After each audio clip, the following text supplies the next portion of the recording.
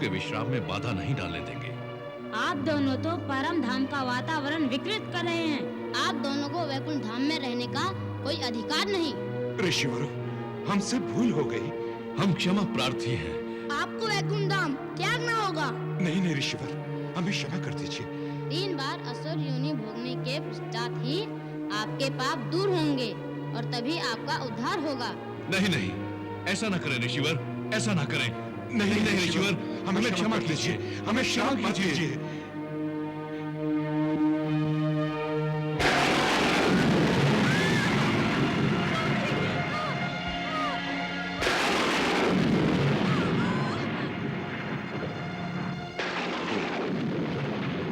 तुम्हारी संतान तीनों लोगों के लिए कष्टदायी है। ओम रुद्रदेवाय नमः।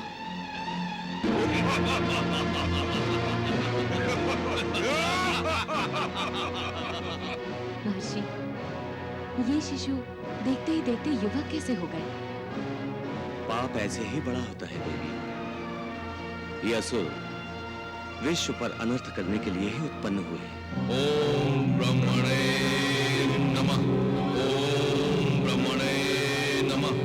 ओम ब्रह्मणे नमः। तुम्हारा तप सफल हुआ, वर मांगो।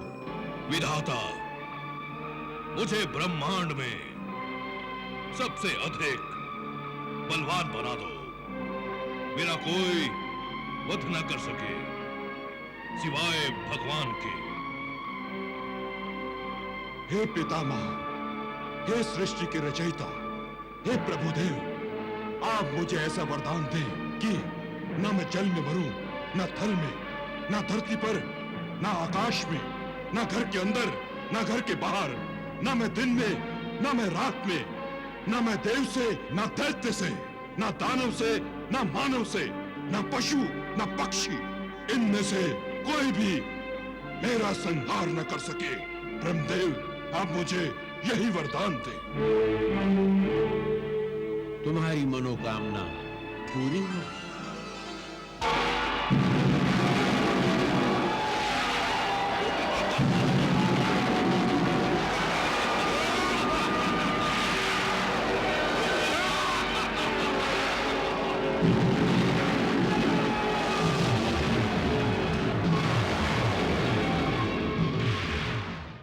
मुझे खेद है पिताश्री, आपको देवताओं के कल्याण की चिंता ही नहीं। इतने व्यथित क्यों हो नारद? क्या बताऊं पिताश्री, मुझसे इन देवताओं की दुर्दशा नहीं देखी जाती। कोई रक्षा करने वाला नहीं और स्वयं इतने बलशाली है नहीं कि हिरण्याक्ष और हिरण्यकश्यप का सामना कर सकें। और उस पर आपने उन्हें ऐसे वरदान दे दिए कि वो जो चाहे सो करें। वो जिस लोक में चाहे उसके स्वामी बन जाए। सारी सृष्टि समाप्त कर देंगे वो तो। पिताश्री, दैविक सृष्टि का विनाश तो अब निश्चित है।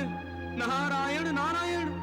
तुम प्रभु की अलौकिकता नहीं जानते, इसी कारण इतने भयभीत हो। स्थिति वैसी ही है विधाता।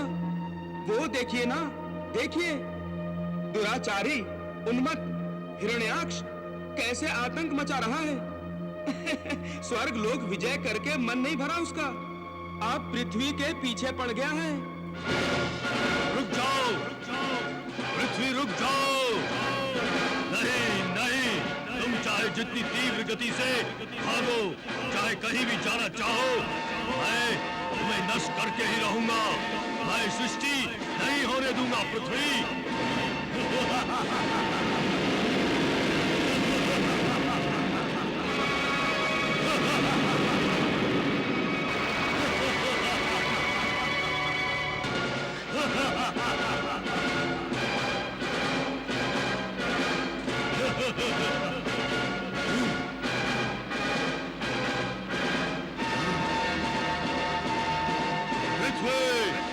कहाँ छुप गई हो तुम?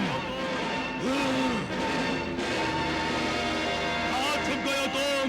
पृथ्वी, कहाँ छुप गए हो? पृथ्वी, रुक जाओ। कौन हो तुम सब? हम वरुण देव के सैनिक हैं। इस समुद्र क्षेत्र पर केवल वरुण देव का ही अधिकार है।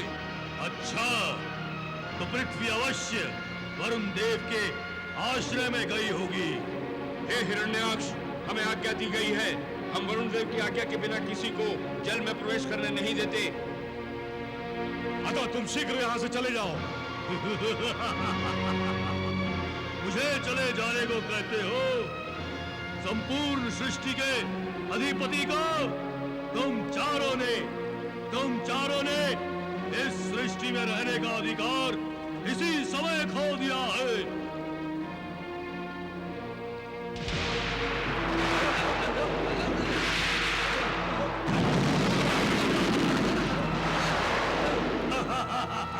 वरुण देव,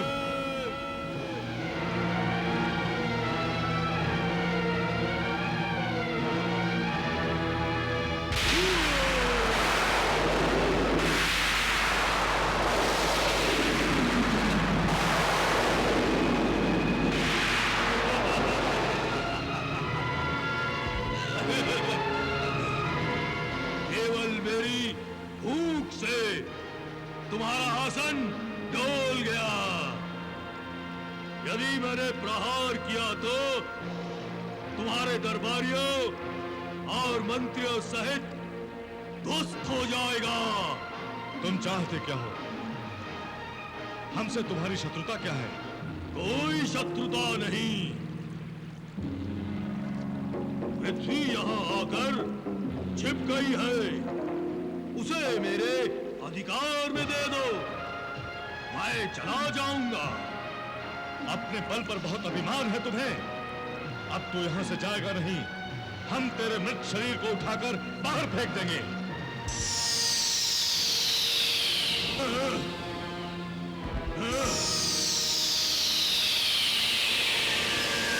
वरुण देव, तुम्हें ज्ञात नहीं है, इसलिए मैं तुम्हें बता रहा हूं कि मुझे वरदान प्राप्त है।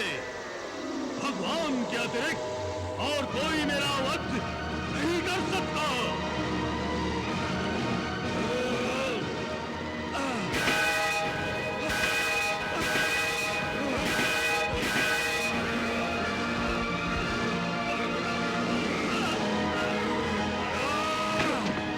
वरुण देव, मैं तुम्हें अब भी जीवन दान दे सकता हूं। वरुण देव, पृथ्वी को मेरे अधिकार में दे दो।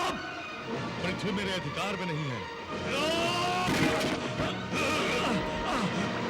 एक प्रहार और तुम्हारा मस्तक चूर चूर हो जाएगा। मैं अंतिम बार कहता हूं वरुण देव, पृथ्वी को मेरे अधिकार में दे दो। मैं सत्य कह रहा हूं दैत्यराज, पृथ्वी मेरे अधिकार में नहीं है। वरुण देव, उसे तो पुराण पुरुष ने आश्रय दिया है दैत्यराज। किस पुराण पुरुष ने? किस पुराण पुरुष ने?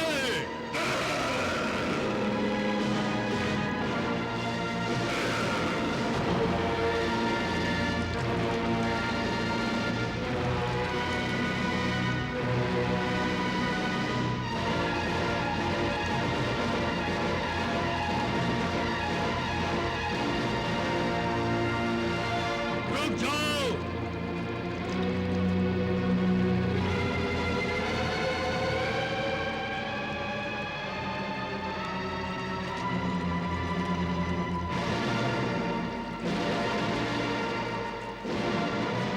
तो तुम हो प्राण पुरुष?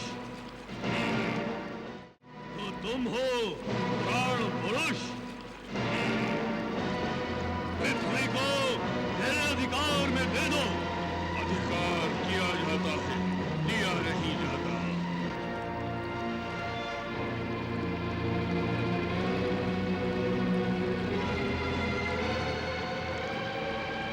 यदि तुममें साहस है तो इसे लेकर जाओ।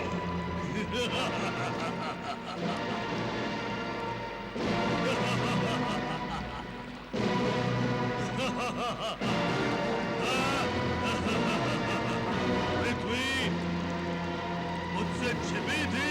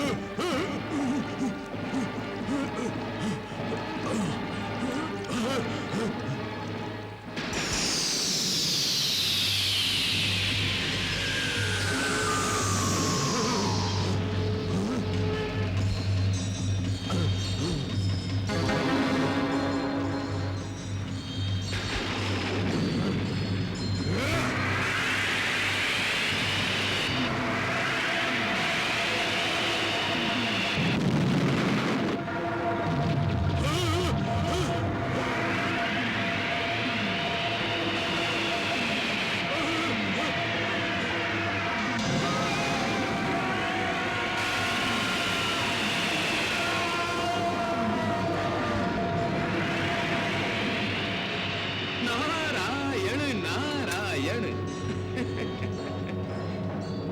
प्रभु, ये जो जिज्ञासा होती है ना, और जानने की इच्छा, ये क्यों होती है हमें?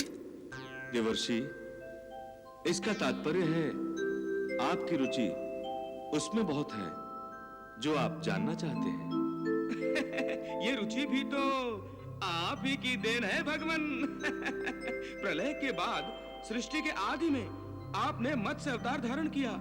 तत्पश्चात कूर्म अवतार में समुद्र मंथन के समय आपने देव और दैत्यों की सहायता की, और अब आप ही ने वराह अवतार धारण करके हिरण्याक्ष का वध किया। आपके ये तीनों अवतार सृष्टि की प्रगति के ध्येय तक हैं भगवान। और ये प्रगति कभी रुकने वाली नहीं है।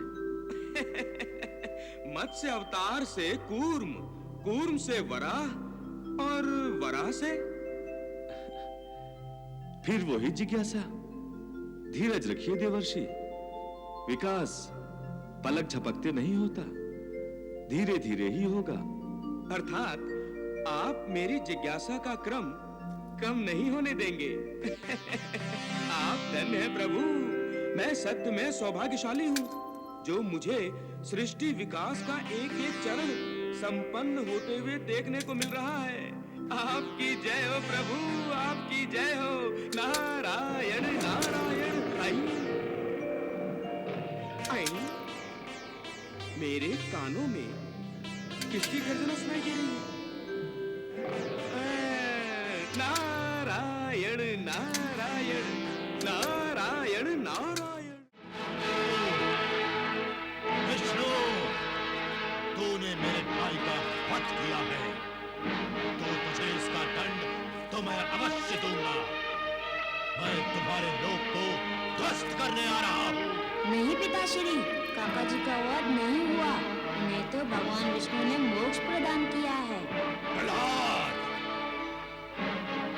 तुम उस छलिया और पाखंडी विष्णु को भगवान के नाम से संबोधित कर रहे हो। दयादु, अपने इस पुत्र को समझाओ, अन्यथा मेरे क्रोध की अग्नि में जलकर भस्म हो जाएगा ये। नहीं नहीं पिताश्री, क्रोध अच्छा नहीं होता, उस पर अंकुश लगाइए। तुम मुझे शिक्षा दोगे अपने पिताश्री को? नहीं पिताश्री, मैं तो केवल ये कह रहा हूँ कि ईश्वर के प्रति ऐसे वचन। कौन ईश्वर? कैसा ईश्वर? इस संपूर्ण जगत का मैं ईश्वर हूँ। मैं हूँ त्रिलोकीनाथ।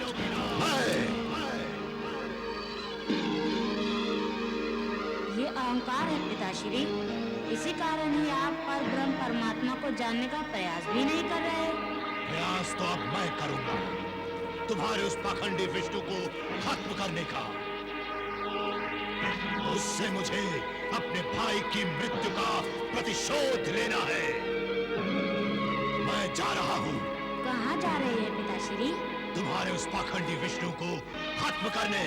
वो तो यही है पिताश्री। क्या? यहाँ कहाँ है वो? हर जगह है वो, सर्वव्यापी है वो मुझ में है, आप में है, माता श्री में है, इस महल में है, इस स्तंभ में भी है। क्या? वो स्तंभ में भी है? हाँ पिताश्री, इस स्तंभ में भी है वो।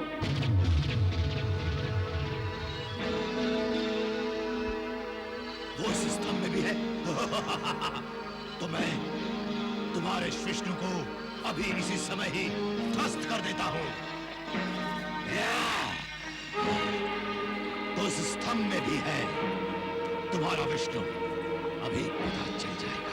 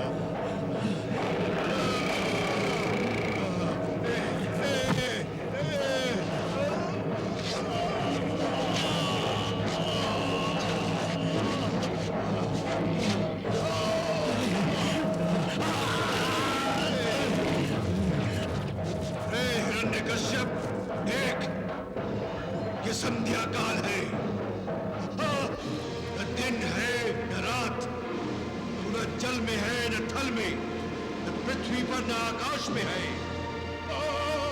तू है मेरे घुटने पर लेटे विवश, और मैं भी न तो नर हूं न पशु। मेरे हाथ में शस्त्र भी नहीं है। इन नखों से ही मैं तेरा प्राणांत करने जा रहा हूं।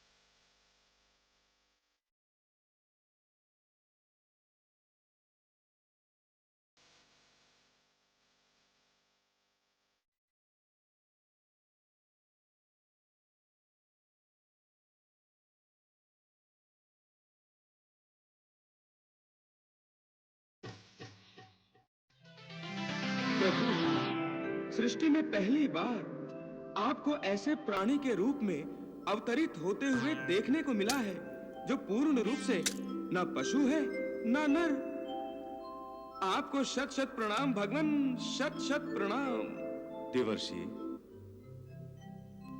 ये सब विधि का विधान है। किंतु प्रभु, मैंने हिरण्याक्ष और हिरण्यकश्यप की आत्माओं को यमलोक जाते देखा है। क्या आपके हाथों मृत्यु मिलने के पश्चात भी उनकी आत्माओं को मुक्ति नहीं मिलेगी? देवर्षि, जब जय विजय मधु कैटभ थे, तब उन्होंने मेरे शरीर पर 3 घाव किए थे। उन 3 घावों के कारण उन्हें 3 जन्म असुर योनि में लेने होंगे। उसके पश्चात ही उन्हें मुक्ति मिलेगी। प्रभु, ये तो उनका पहला जन्म था असुरलोक में, तो क्या अभी 2 जन्म और शेष हैं? हाँ देवर्षि, उसे देखने के लिए आपको त्रेता युग की प्रतीक्षा करनी होगी। मैं बड़ी उत्सुकता से उसकी प्रतीक्षा करूंगा भगवान।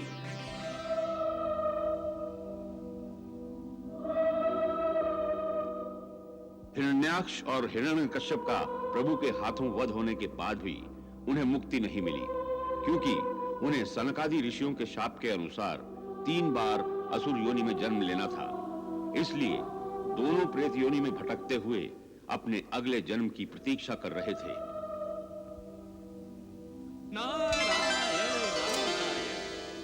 नारायण नारायण। प्रणाम देवर्षि। कल्याणमस्तु। हमारा कल्याण तो दूर दूर तक कहीं दिखाई नहीं दे रहा हमें देवर्षि। हम इस प्रेत योनि में और कब तक भटकेंगे देवर्षि? हमारा उद्धार कब होगा देवर्षि? भगवान के पार्षदों, तुम दोनों का उद्धार त्रेता युग में होगा। मुक्ति की ओर वो तुम दोनों का दूसरा पद होगा। तब तक हम इसी प्रकार भटकते रहेंगे देवर्षि।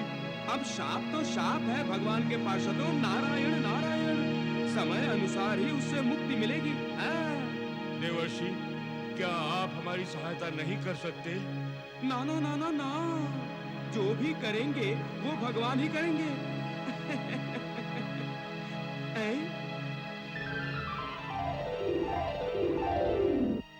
वो देखो,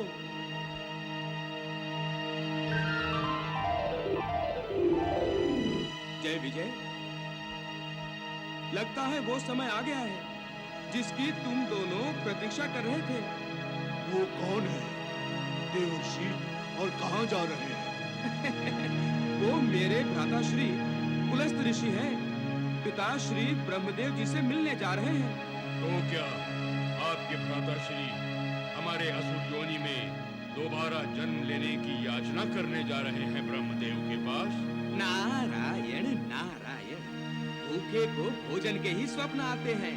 नारायण नारायण।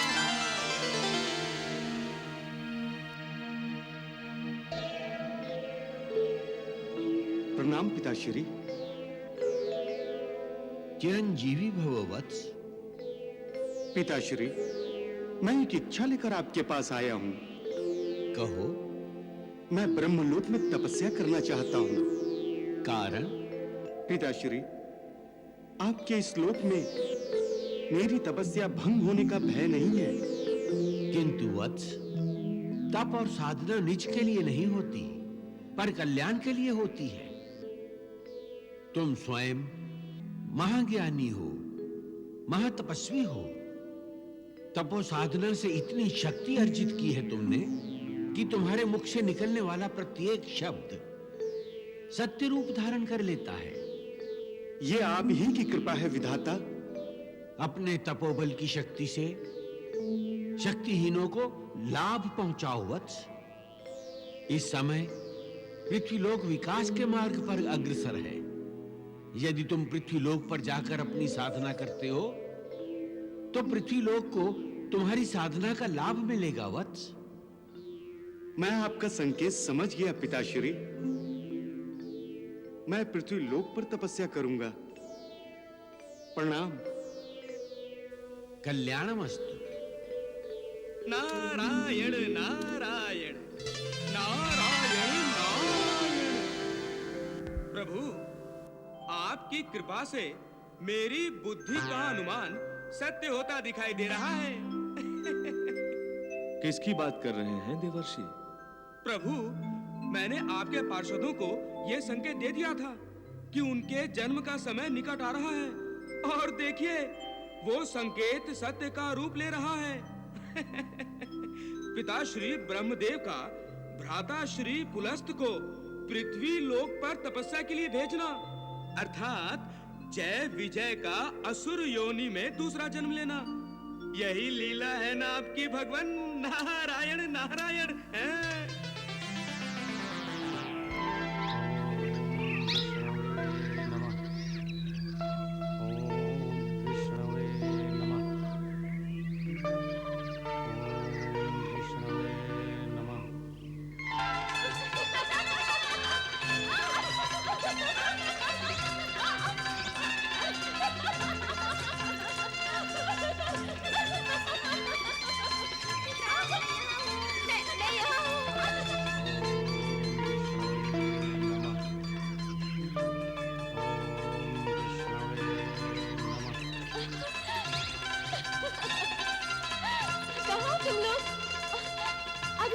पकड़ती हूँ।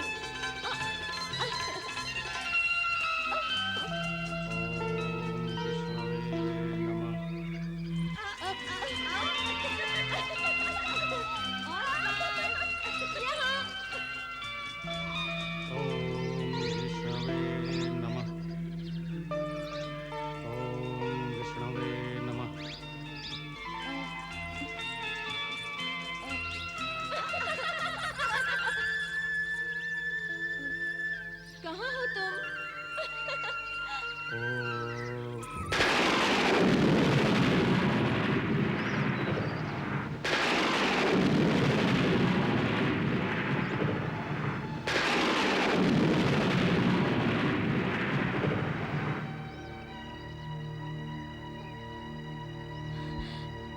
मुझे क्षमा कर दीजिए महर्षि, मुझे क्षमा कर दीजिए। अनजाने में मुझसे पाप हो गया। मैं कदापि आपका ध्यान नहीं तोड़ना चाहती थी। मुझे क्षमा कर दीजिए महर्षि, मुझे क्षमा कर दीजिए।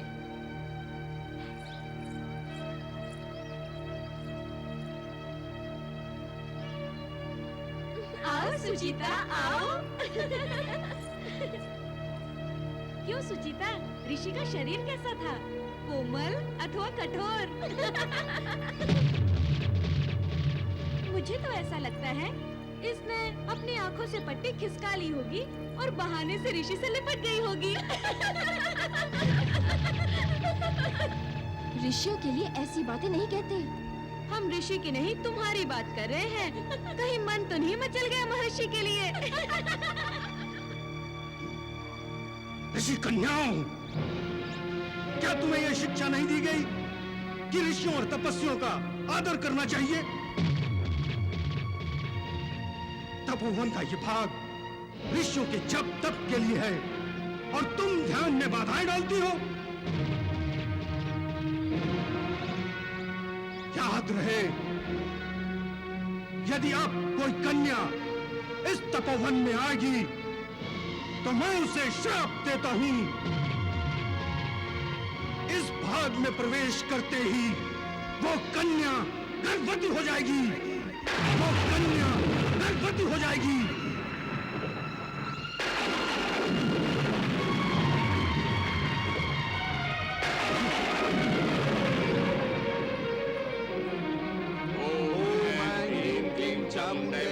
स्वाहा। ओम ऐं ह्रीं क्लीं चामुण्डाय विद्महे स्वाहा। ओम ऐं ह्रीं क्लीं चामुण्डाय विद्महे स्वाहा।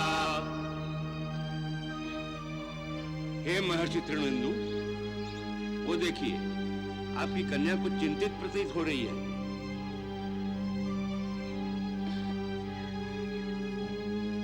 मान्यवर, मैं कुछ पलों के लिए आपसे आज्ञा चाहता हूं। सुचिता,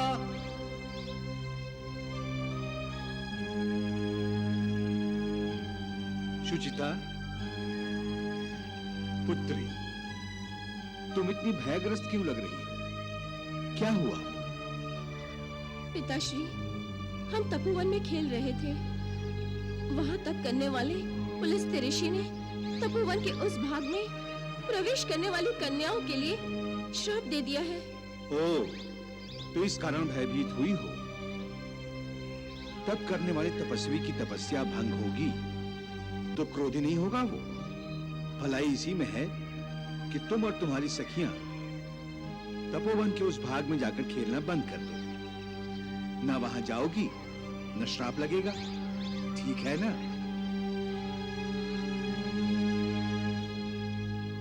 प्रभु, कृपा कीजिए, मुझसे भूल हो गई जो मैंने अपनी बुद्धि की आपके सामने प्रशंसा कर दी। आपकी लीला को समझना असंभव असंभव। भगवान, भ्राताश्री पुलस्त्य से ऐसा शाप दिलवाने का कुछ ना कुछ तात्पर्य तो होगा ना?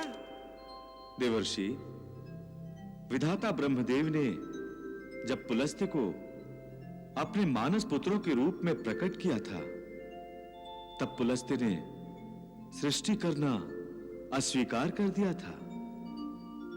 अब विधाता अपने शाप के माध्यम से पुलस्त्य से सृष्टि करवाना चाह रहे हैं। नारायण नारायण, तो ये बात है प्रभु।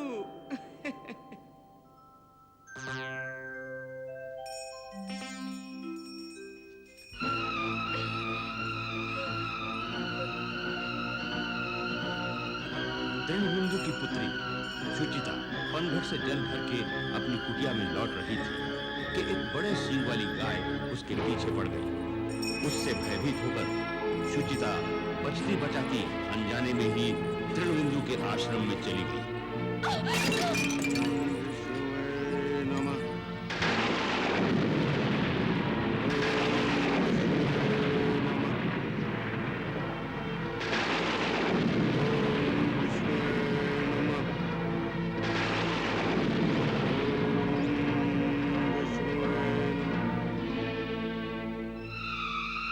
यदि अब कोई कन्या इस तपोवन में आएगी तो मैं उसे श्राप देता हूं।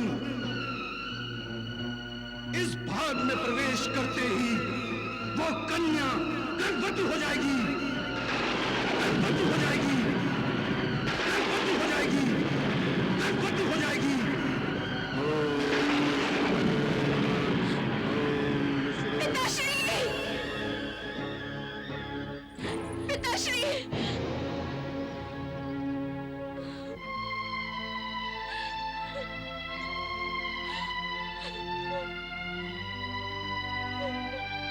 पिताश्री, पिताश्री। तो रो क्यों रही है पुत्री? क्या हुआ? पिताश्री, मुझसे बहुत बड़ी भूल हो गई पिताश्री। मुझे ध्यान ही नहीं रहा और मैं तपोवन के पुलिस ऋषि वाले भाग में प्रवेश कर गई। क्या कह रही हो तुम? ऐसा हुआ कैसे? मुझे तो पता ही नहीं चला पिताश्री। मैं तो अपने आप को गाय से बचाते बचाते भाग रही थी और भागते भागते तपोवन में मैं प्रवेश कर गई। तो पुलस्त्य ऋषि का श्राप? वही तो पिताश्री, वही तो। उस श्राप के कारण मैं गर्भवती। गर्भवती? पिताश्री, यही तो श्राप था ऋषि का कि जो कन्या उस तपोवन में प्रवेश करेगी वो गर्भवती हो जाएगी। तो ये श्राप था और तुम जानते हुए भी? नहीं, नहीं पिताश्री, नहीं, मैं सच कह रही हूँ। जो हुआ अनजाने में हुआ। किसी अनजानी शक्ति ने मुझे वहां जाने पर विवश कर दिया। मैं कदापि वहां नहीं जाना चाहती थी पिताश्री, मैं नहीं जाना चाहती थी। अब मैं जीवित नहीं रहना चाहती, मैं जीवित नहीं रहना चाहती। मैं मर जाऊंगी, मैं मर जाऊंगी। सुचिता, नहीं पुत्री नहीं। जीवन का अपमान मत करो। भगवान ने जीवन जीने के लिए दिया है, स्वयं नष्ट करने के लिए नहीं। मैं तुम्हें साथ लेकर महर्षि के पास जाता हूं। इस शाप का निवारण उन्हीं को करना होगा। ऋषिवर तृणविंदु, मेरे मुख से जो शब्द निकलता है वो सत्य हो जाता है। मैं सत्य को असत्य नहीं कर सकता। कुछ भी कीजिए महर्षि, मेरी पुत्री का जीवन बचा लीजिए। कुमारी होते हुए मां बनना समाज नहीं झेलता महर्षि, नहीं झेलता। वो अब शब्द नहीं सुन पाएगी, नहीं सह पाएगी। वो अपनी जान दे देगी और उसका पाप आपको लगेगा। श्राप देने वाले आप हैं और मेरी ये पुत्री अकारण ही श्रापग्रस्त हो गई है। ये अपनी इच्छा से आपके तपोवन में नहीं आई थी महर्षि। ऐसा प्रतीत होता है जैसे आपका श्राप ही इसे यहां खींच लाया हो। ये तो होनी का खेल है महर्षि। होनी जो चाहती है उसे होने दीजिए। अर्थात आपका श्राप इसका गर्व है। अब आप ही उस गर्व को अपना नाम दीजिए महर्षि। मेरी पुत्री के साथ आपका विवाह ही इस समस्या का समाधान है। हे ब्रह्मपुत्र, मेरी पुत्री सर्वगुण संपन्न है। आप तो निरंतर तपस्या में लीन रहते हैं। सुचिता आपकी सेवा शुश्रूषा करती रहेगी। आप इसे पत्नी रूप में स्वीकार करेंगे तभी ये श्राप मुक्त होगी। मेरी प्रार्थना स्वीकार कीजिए महर्षि, मेरी प्रार्थना स्वीकार कीजिए। मेरी प्रार्थना स्वीकार कीजिए।